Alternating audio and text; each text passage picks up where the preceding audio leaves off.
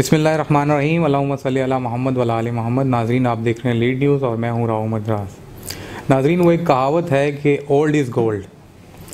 तो ये कहावत जो है आज आपको दिखाएंगे कि क्यों है, और ये वाकई सच्ची कहावत है और एक हकीकत है। आज आपकी मुलाकात करवाते हैं तहरीक पाकिस्तान के सरगर्म कारकुन, कायद आज़म के स्काउट में भी शामिल थे, शायर भी हैं, कई किताबों के मुसन्निफ़ भी हैं, और जहाँ पर हम इस वक्त मौजूद हैं एंग्लो अरेबिक स्कूल रावलपिंडी में, इसके ये एग्जेक्टिव मेंबर भी हैं और यहाँ पे स्टूडेंट भी रह चुके हैं। सर निसार नाजिश साहब, अस्सलाम वालेकुम सर। अस्सलाम वालेकुम सर, बहुत शुक्रिया आपने लीड न्यूज़ को टाइम दिया। तो सर, आज आपके पास हाज़िर हुए हैं और आपसे ये पूछना चाहेंगे सबसे पहले कि एंग्लो अरेबिक है क्या? क्योंकि सर एंग्लो जो है ये एक इंग्लिश का वर्ड है और अरेबिक जो है वो ज़ाहिर सी बात है कि अरबी ज़ुबान का लफ्ज़ है। तो एंग्लो अरेबिक जो है ये क्या है, इसका कॉन्सेप्ट बताइएगा। बिस्मिल्लाहिर्रहमानिर्रहीम। आपने इसका इब्तिदा जो है नाम से शुरू की है कि ये हर अदारे का अपना अपना कोई नाम होता है और उसकी कोई ना कोई बुनियाद होती है। ये एक्चुअली ये नाम जब ये कॉइन हुआ था उस वक्त अंग्रेज़ों का हुकूमत हुआ करती थी। उनको खुश रखने के लिए जितने भी अदारे होते थे उनकी नाराज़गी और उनकी रिकग्निशन भी लेनी होती थी, तो वो अदारे जो खुलते थे उनके साथ एंग्लो का नाम होता था, और मशरिक़ वालों को खुश करने के लिए ओरिएंटल का नाम होता था, और इस्लाम मुसलमानों को खुश करने के लिए उसके नाम मोहम्मदन, इस्लामिक, और इसी तरह से ये जो लफ्ज़ कॉइन हुआ है अरबिक हुआ। इन सब के माने इस्लामिक की सेंस में आते हैं। उस ज़माने में इस्लामिक का लफ्ज़ इतना ज़्यादा पॉपुलर नहीं था।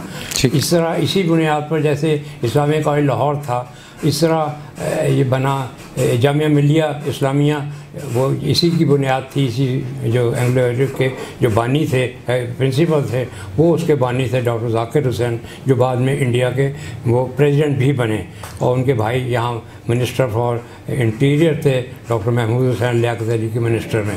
तो इस तरीके से ये स्कूल की बुनियाद रखी गई थी 1710 में। तो सर आप ये बताएं कि तकसीम के बाद, पाकिस्तान इंडिया की तकसीम के बाद, अब इंडिया में जो है ये इदारा मौजूद है? इंडिया में Anglo Arabic higher secondary school के नाम से अब तक उसी बिल्डिंग के अंदर कायम है। अच्छा। क्योंकि वो जो जब मैं वहाँ से भागा था तो उसको उन्होंने रेफ्यूजी कैंप बना दिया था। तो आस्ता रेफ्यूजी कैंप साफ़ करने के बाद फिर उसको कॉलेज बिल्डिंग को, वो छोटी थी, उसको और उसका हॉल, उसमें कायदे जलसे किया करते थे, इंटरनेशनल मुशायरे होते थे और सियासी जलसे होते थे, और बड़ा जलसा जो होता था वो स्कूल के पंडाल लगता था। रात के 2:30 बजे तक वो जलसा रहता था, और कायदे आज़म आते थे, चंद्रीगढ़ आते थे, सरदार मिनिस्टर आते थे, लियाकत अली खान उसके सेक्रेटरी थे, वो आके कंडक्ट करते थे, सारा प्रोग्राम करते थे। तो हम स्काउट्स होते थे तो हमें उनकी हाज़िरी के लिए खड़े रहना पड़ता था। ठीक जी। तो नाज़रीन, हमारे लिए बड़े एजाज़ की बात है कि आज हमारे साथ नासिर नाजिश साहब मौजूद हैं। तो मिलते हैं छोटी सी ब्रेक के बाद।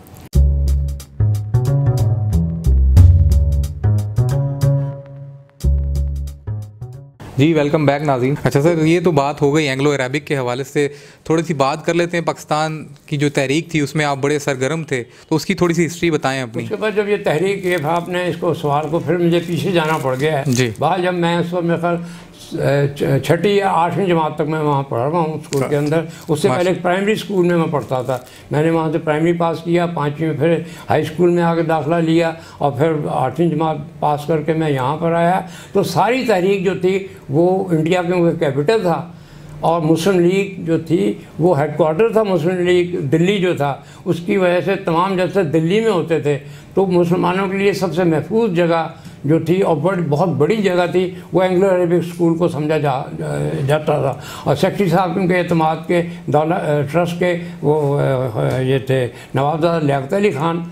तो उन्होंने कहा कि जितने भी जलसे आइंदा एनुअल ख़ास तौर पे है वो यहाँ पंडाल लगा करेगा, और स्कूल की 4 दीवारी के अंदर हुआ करते हैं, जो रात के 10 बजे तक होते थे। कायदे आज़म बड़े तमतराक से आते थे, तमाम लीडर्स उनका वेट करते थे, और सबकी वो तकरीरें खामोशी के साथ सुनते थे, ना खाना खाते थे, ना चाय पीते थे, ना नारे लगवाते थे। ये उनकी मैं ख़वास आपको याद है वो सब? वो आते थे और वो गेट पर उतर जाते थे। गेट जो है कॉलेज का, बिल्डिंग का, यहाँ से था जैसे अर्शी मस्जिद है, अच्छा। वहाँ पर उतर जाते थे, वहाँ से पैदल आते थे। और हम 12 स्काउट, जिसमें से हम कुछ जूनियर थे, कुछ हमारा कॉलेज साइड के, वो उनको गार्ड ऑफ ऑनर की तरफ ने हाथ मिला के उनको ला के स्कूल की मेन बिल्डिंग के अंदर ला खड़ा करते सर, बड़े एजाज़ की बात है। खड़े होकर सलाम सबको करते थे और हम के साथ हाथ मिला के अंदर जाते थे, हम उनके गले में हाथ डालते थे। अच्छा अच्छा अच्छा अच्छा जी। तो नाज़रीन, निसार नाजिश साहब हमारे साथ मौजूद हैं। मिलते हैं छोटी सी ब्रेक के बाद।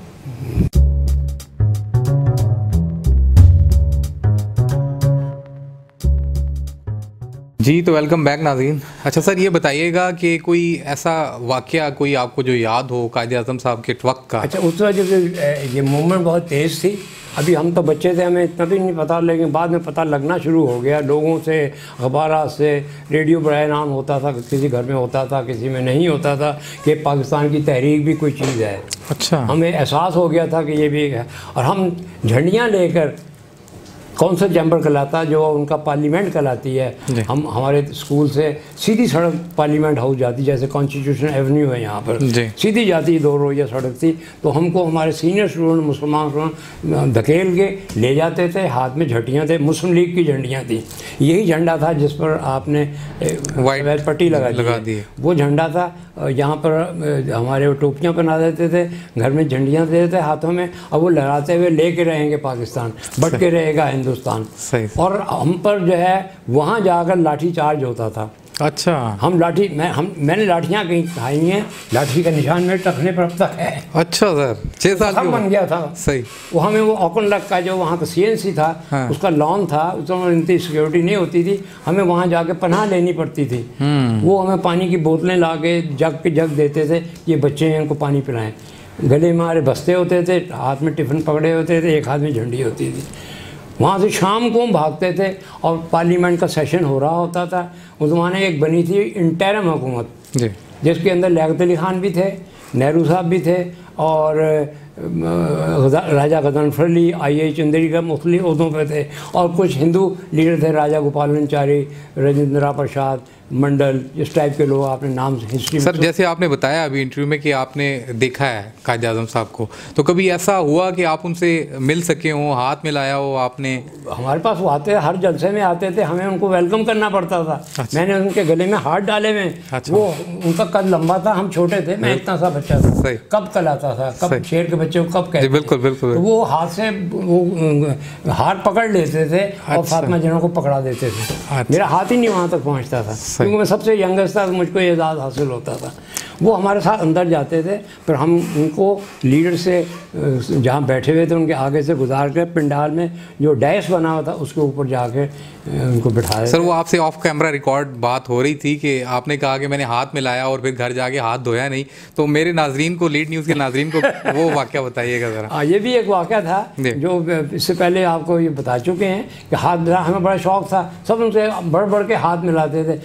हमें तो नेचुरली उनसे हाथ मिलाना पड़ता था। जो अपनी बड़ी गाड़ी से उतरते थे, उनका ड्राइवर आज़ाद था, जो बाद में फिल्म एक्टर बन गया, बड़ा मोटा ताज़ा था, वो उनको साथ लेकर आता था, वो हमसे हाथ मिला के अंदर जाते थे। अच्छा। और हम उनको साथ आगे हम होते, कायदे हमारे पीछे होते थे, हम उनको पिंडाल तक लेके जाते थे।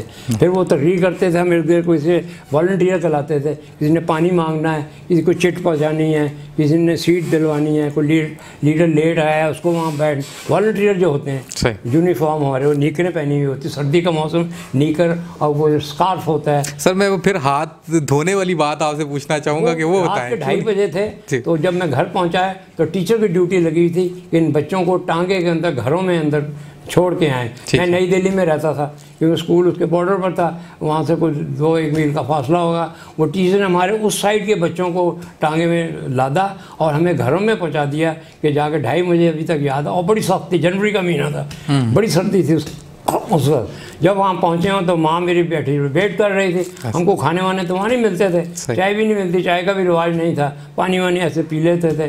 तो उसने कहा कि मैं अब इंतज़ार कर रही थी, वालिद साहब इंतज़ार कर रहे थे।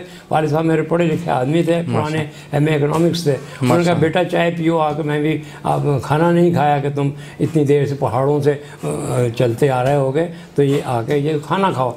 तो जब वो माँ ने कहा हाथ धो लो, सुबह के गए हुए। जब मैंने एक जेब में हाथ डाल रखा पैंट के निकर की जेब में ऐसे, कहता ये हाथ निकालो इसको, कहते ये मैं नहीं धोऊंगा, ये मैंने कहा ये एक्चुअल वाक़या मैं आपको बता रहा हूं। सही तो मैंने माँ ने मेरे हाथ को चूम लिया। अच्छा माशाल्लाह। और मैं कहा अब जाके हाथ धो खाना खाओ। दाल पकी हुई थी, सब्ज़ी पकी हुई थी, पता नहीं क्या मैंने वो खाई, भूख लगी हुई थी, जो हमने दोपहर का खाना खाया हुआ था। तो इस कसम वाकई मेरे चोट लगी टखने पर, वो याद है, ये वाक़या मुझे याद है। लेके रहेंगे पाकिस्तान, हम झंडा लेके जाते रहें और कायदे हम असेंबली से निकलते थे, हम सबको हाथ मिला के शाबाश और कहते थे कंटिन्यू द स्ट्रगल।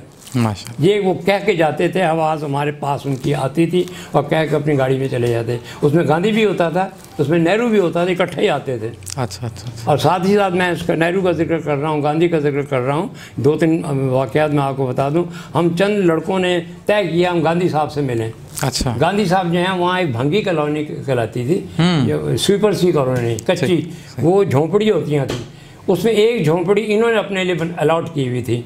उनके अंदर 2-3 वर्कर हर वक्त खड़े रहते थे और घर बाहर लकड़ियों पर खाना बनता था। और हमने कहा कि हमने गांधी साहब से मिलना है। पहले हमने झूठ बोला कि हम कहेंगे हम हिंदू हैं, हम मुसलमान थे ना, तो हम चले गए। उन्होंने कहा किन से मिलना है? मुझे गांधी साहब से मिलना है। और हमें पता था इस वक्त आ जाते हैं। तो वो जब उन्होंने कहा अच्छा वेट करें, हम 7-8 आदमी गए, यूँ करके खड़े रहे। हमने अपने स्कूल ड्रेस के अंदर थे, तो उन्होंने कहा बुला लो बच्चों को, बुला लें। वो एक बेंच बिछा हुआ था, हमें उनके ऊपर बिठा दिया। और वो एक वान की चारपाई थी, जो ज़माने के लीडर की बात कर रहा हूँ। अच्छा। ये जिसने हिंदुस्तान को अंग्रेज़ों से निजात दिलवाई है। अच्छा। ये इससे बड़ा लीडर मैं कहता हूँ हिंदुस्तान ने आज तक नहीं पैदा किया। अंग्रेज़ों से निजात दिलाना बहुत बड़ी बात, बहुत बड़ी बात। और मैंने यूनियन जैक उतरता हुआ देखा है और तिरंगा झंडा, इसको कांग्रेस का झंडा है, वो चढ़ते देखा है। क्योंकि मैं इंडिया में था, मैं पाकिस्तान का झंडा नहीं देख सकता था। ठीक। अब वो अंग्रेज रो रहे थे उस दिन, लेकिन वो झंडा 14 अगस्त को उतारा गया है। 14 अगस्त की रात को हम वो देखने गए हैं कि ये हम झंडा यूनियन जैक कहलाता था, वो देखने जाएंगे। ये आपकी पाकिस्तानी किसी लीडर को इस हिस्ट्री का पता नहीं होगा। जी बिल्कुल सर, ये हमारे लिए भी बड़े नॉलेज की बात है, आज आपसे मुलाकात हो रही है। वो जो यूनियन जैक हम देखने जाते थे, रात का वक्त होता था, नारे भी लगते थे। हमें हिंदू जो है वो हमें गालियाँ देते थे, हमारे पीछे लगते थे। तो सर ये बताएंगे गांधी साहब से मुलाकात कैसी? हाँ, गांधी साहब से उनके आए बच्चों कहाँ से आए हैं? हमने कहा जी वो फलां जगह से आए हैं। अच्छा कौन सी क्लासेस में पढ़ते हैं? हमने ऐसे झूठ सच बोला, यूँ हाथ बांध के बैठे हुए थे। वो चाय पी रहे थे, दूध पी रहे थे, बकरी का दूध पीते थे वो, और रस के एक टाइप की चीज़ थी, वो डुबो के खा रहे थे क्योंकि दांत नहीं थे। अच्छा। वो धोती बांधते थे ऊपर, एक नीचे पाँव में खड़ाऊँ होती है, लकड़ी की चप्पल। अच्छा। खड़ाऊँ कहलाती है, वो हम भी पहन चुके हैं, के ज़माने में रिवाज था। अब तो चप्पलियाँ बन गई, वो खड़ाऊँ पहनते थे। वो पहन के वो चारपाई के पीछे उनके गाँव तकिया लगा हुआ था, टेक लगा के सीधे हो गए। और उनका बच्चों को आप क्या पियेंगे? हमने कहा जी कुछ नहीं। उन्होंने एक बोतल रखी हुई थी, वो हमें थर्मस रखी हुई थी, पानी पिलाया हमें और बातें करते रहे। तो हमने कहा जी कि हम जी फ़लाँ जगह से आए। उन्होंने हमसे एक ही बात की, सही बात जो मैंने अब तक नोट की हुई है। हमने कहा जी हम मुसलमान हैं, हिंदी तो है ना आप? अच्छा। हिंदी होने का मतलब हिंदू नहीं है। हाँ। हिंदी का मतलब हिंदुस्तानी है, हिंदुस्तान के रहने वाले हैं, पाकिस्तानी हैं। पाकिस्तान रहने वाला पाकिस्तानी कहलाता है, मुसलमान नहीं कहलाता। ठीक है ना? सही। क्रिश्चियन भी बहुत पाकिस्तानी है, और ये सब पाकिस्तानी। इस तरह उन्होंने कहा आप हिंदू तो हैं, तो कहता है हिंदुस्तान को आज़ाद कराने के लिए आप जो है जद्दोजहद करें। जब तक हिंदुस्तान आज़ाद नहीं होगा और उस वक्त तक चैन नहीं आएगा। देखो मैंने ये धोती बांधी हुई है, जब तक हिंदुस्तान सादगी इख्तियार नहीं करेगा, ये मेरा चरखा जो है मेरा सिंबल है, उस वक्त हिंदुस्तान आज़ाद नहीं हो रहा। वो देखो मेरी तस्वीर लगी हुई है, वो अफ्रीका के सूट में लगी हुई थी, मूछें थी, स्टाइल लगी हुई थी। वो कहते मुझे हंस के कहते मेरी ही है। सही माशाल्लाह सर। अच्छा सर, आप माशाल्लाह से आपने कई किताबें भी लिखी हैं, अपनी किताबों के नाम बताइएगा नाजरीन को। मैंने किताबें लिखी हैं, जो कोई 4 किताबें मैंने शायरी की लिखी हैं जी। पहली किताब का नाम था मैं कभी फूल चुना करता था। ये मैं कॉलेज डेज से मैं शायरी करता था। मेरे वालिद साहब भी शायर थे। अच्छा। शायरों में रहा हुआ हूँ, घर आना जाना था, उसके असरात जो है मुझ पर भी रहे, मेरे भाई थे उन पर भी रहे। वो आर्टिस्ट बन गए, मैं शायर बन गया। तो मैंने पहली किताब जो है आफ्टर रिटायरमेंट मैंने 35 साल बैंक में गुजारे हुए हैं जी। बैंक में शायरी जो है पसंद नहीं की जाती थी। अच्छा। मैं जब 94 में बैंक से 35 साल की सर्विस करके रिटायर हुआ हूँ, पहले साल में मैंने अपना शेरी मजमूआ मैं ड्रामे भी लिखता था। अच्छा। रेडियो पे ड्रामे में लिखा करता था स्टूडेंट डेज से। अच्छा सर, देखने वाले सुनने वालों को कोई अच्छा सा आपका कोई एक शेर हो जो आप सुना सकें इस वक्त? शेर तो बड़े हैं, मुझे अपने शेर बहुत कम ही याद रहते हैं। ठीक है। शेर सुनाना मेरे लिए बड़ा मुश्किल है मेरे लिए। कोई भी सर, एक अच्छा सा शेर जो आपका एक कथा हो कोई। आँख समुंदर दिल दरिया है, आँख समुंदर दिल दरिया है, शबनम बूंदें देखे कौन, शबनम बूंदे देखे कौन।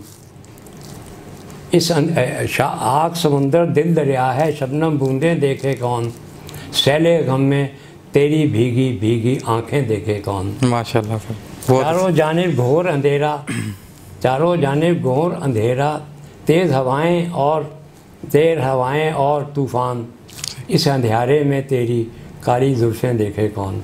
जी तो नाजरीन, इस अंधेरे में तेरी ज़ुल्फ़ें देखे कौन, तो ये थे निसार नाजिश साहब। और नाज़रीन, हमारे लिए बड़े एजाज़ की बात है कि ये इन्होंने पाकिस्तान बनते हुए देखा है और इन्होंने पाकिस्तान इंडिया की तकसीम भी देखी हुई है, और जितने भी पाकिस्तान के लीडर्स इस टाइम तक हैं सबको ये अपनी ज़िंदगी में जो है वो देख चुके हैं। तो हमारे लिए तो बड़े एजाज़ की बात थी। और जैसे प्रोग्राम मैंने शुरू किया था तो मैंने आपको कहा था कि ओल्ड इज़ गोल्ड, तो मेरे ख्याल से आज आपको भी पता चल गया होगा कि ओल्ड इज़ गोल्ड जो है वो वाकई सच्चाई है।